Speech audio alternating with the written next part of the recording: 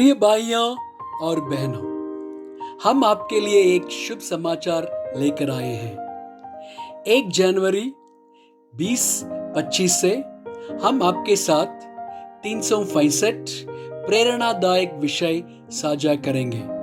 साल के हर दिन हम हर एक विषय और उसे संबंधित वचनों को पोस्ट करेंगे। हम आपको इन संदेशों को सुनने, चिंतन करने और आत्मसात करने के लिए प्रोत्साहित करते हैं। यह संदेश आपके जीवन को आशीर्वाद दें और आपके विश्वास को मजबूत करें। कृपया हमारे इस कार्यक्रम को सब्सक्राइब करें और इसे अपने मित्रों और परिवार के साथ साझा करें। धन्यवाद।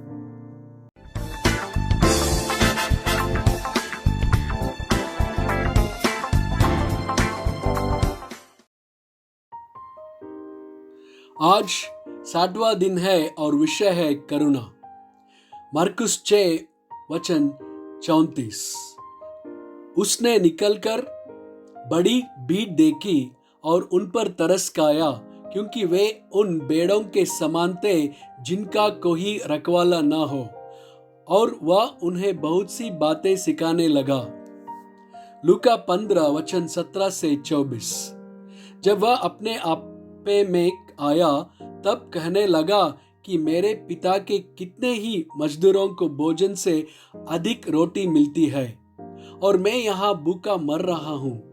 मैं अब उठकर अपने पिता के पास जाऊंगा और उससे कहूंगा कि पिताजी, मैंने स्वर्ग के विरोध में और तेरी दृष्टि में पाप किया है। अब इस योग्य नहीं रहा कि तेरा पुत्र कहलाऊं।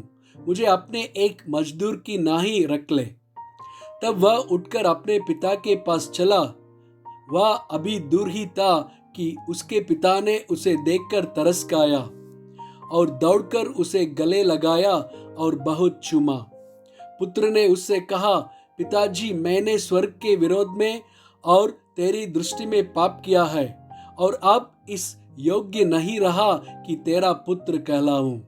परंतु पिता ने अपने दासों से कहा, फट अच्छे से अच्छा वस्त्र निकालकर उसे पहनाओ और उसके हाथ में अंगूठी और पांवों में जूतियां पहनाओ और पला हुआ बछड़ा लाकर मारो, ताकि हम खाएं और आनंद मनावें।